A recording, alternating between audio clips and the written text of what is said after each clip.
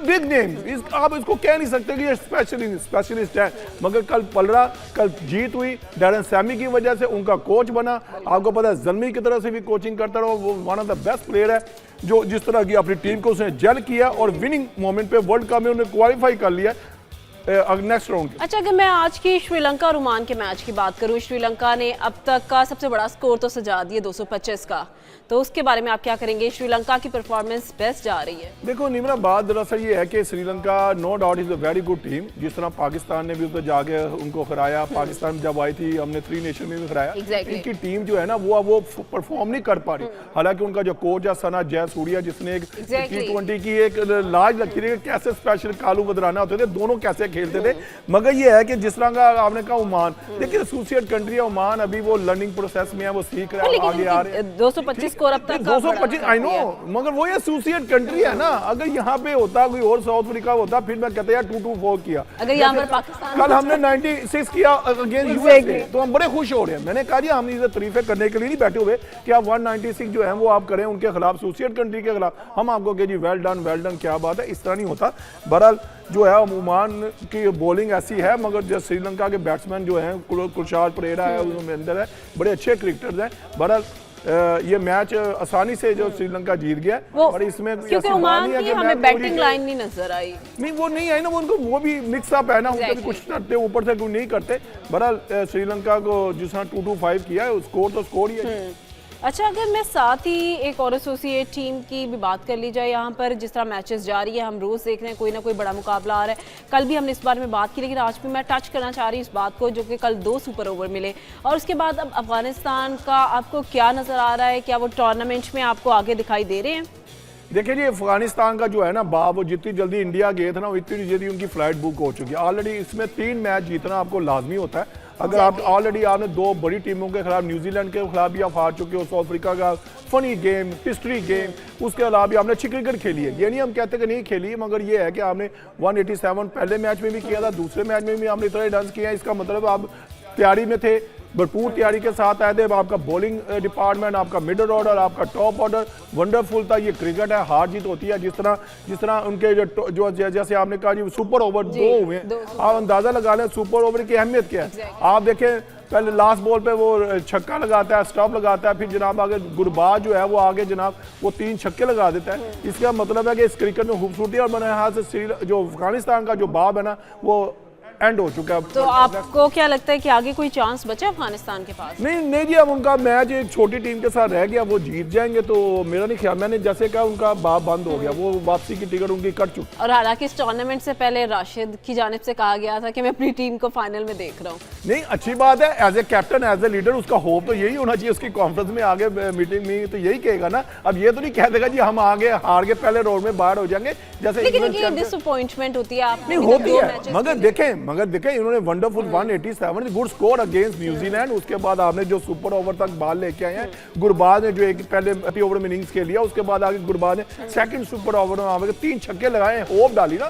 Cricket है, इसका मतलब ये नहीं है, मगर एंजॉय किया तमाम शायकीन ने। क्रिकेट ने किया, हमने किया, ऐसा मैच मैंने कभी नहीं देखा। एक सुपर ओवर फिर दूसरा, फिर इस तरह रिजल्ट आ जाए। पर अफगानिस्तान ने प्लेड वेल, वही डू एंड डाई वाली सिचुएशन थी, बिल्कुल ऐसे ही है।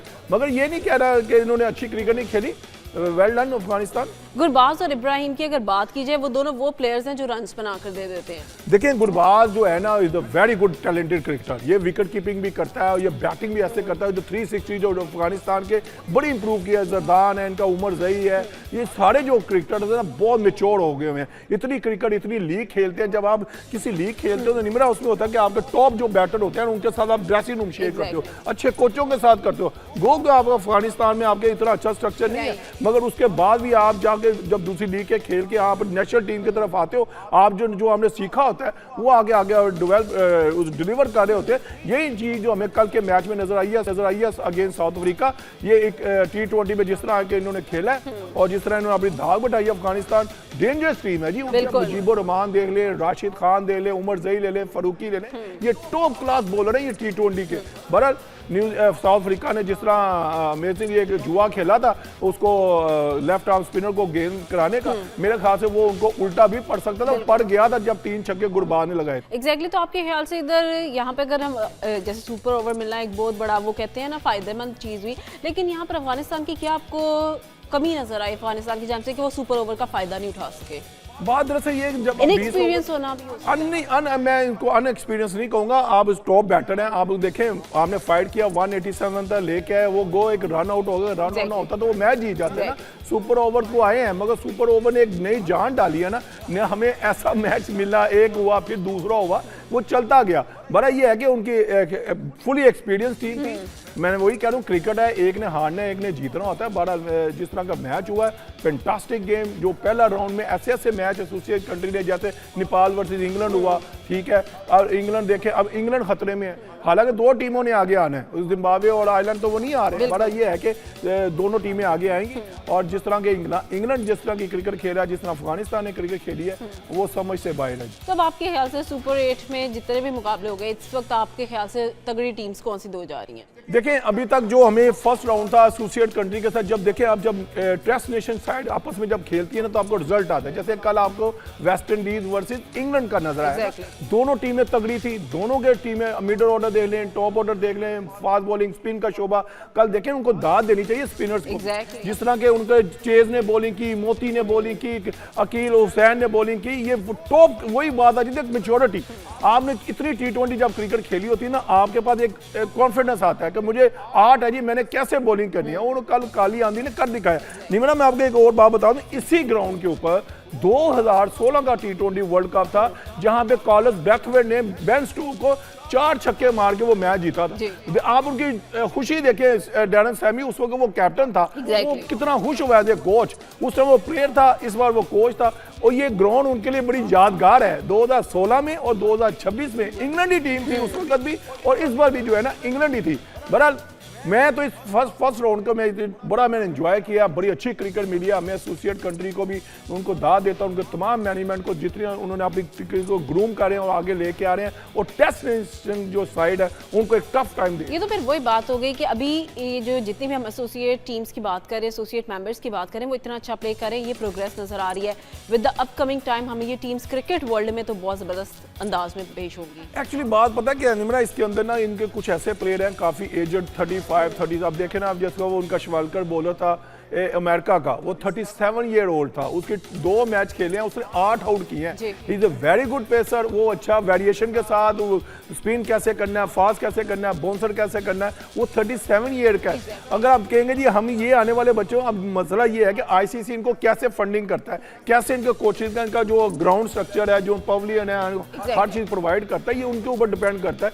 बहरहाल हॉलैंड ने बहुत तरक्की की है, नेपाल ने बहुत की है, जिम्बाब्वे वगैरह, ये आयरलैंड हो गया, स्कॉटलैंड हो रही है, ये जान डाल रहे हैं। ये हमें आने वाला हो सकता है 3-4 साल के अंदर ये बड़ी अच्छी टीमें बन जाए। ये देखिए क्वालिफायर होता है, जब क्वालिफाइड टीम करती है तो ये वर्ल्ड कप के लिए आती है। बहरहाल जिस तरह की वो तैयारी करें, मुझे लगता है कि 2-3 साल जो है ना वो बड़े अच्छे नजर, मजीद प्रोग्रेस नजर आएगी एसोसिएट टीम्स की जानिब से। और यहाँ पर भी अगर हम देखें इस वक्त अच्छा प्ले हमें देखने को मिल रहा है, लेकिन फिर भी बात करेंगे हम अपने बड़े मैच की, जो कि पाकिस्तान और इंडिया का होने वाला है। और उससे पहले आकिब जावेद की जानिब से भी मीडिया से गुफ्तगू की गई, जिसमें उनका कहना था, साबिक टेस्ट क्रिकेटर आकिब जावेद ने कहा है कि T20 वर्ल्ड कप में पाकिस्तान भारत को शिकस्त देने की भरपूर सलाहियत मौजूद है। उनका कहना था, गुज़िश्ता चंद माह से कौमी टीम की कारकर्दगी में तसलसल नजर आ रहा है। इनके मुताबिक इस बड़े मुकाबले में असल मुकाबला दोनों टीमों के स्पिनर्स के दरमियान होगा और पाकिस्तान इस मैच में फेवरेट है। जी सर, तो कह रहे स्पिनर्स के दरमियान मुकाबला होगा। देखिए आकिब भाई ने तो बात ही खत्म कर दी है, वो इस तरह खत्म कर दी है कि कल आपने कह दी दोनों स्पिनर के अगेंस्ट मैच होगा, तो भजन कल तो आपने शहनशाह अफरीदी को ही खिलाया और तो आपका बॉलर खेला ही नहीं है। इसका मतलब है कि निमरा आप तैयारी कर लो कि अगले मैच में भी है ना वो शहनशाह अफरीदी खेलेगा या सलमान मिर्जा खेलेगा। जो आकिब भाई के ये जो कमेंट्स हैं उसकी वजह पे मैं ये बात कर रहा हूँ। देखिए स्पिनर जो है ना, नो डाउट उनके भी और हमारे भी दोनों अच्छे हैं, मगर वही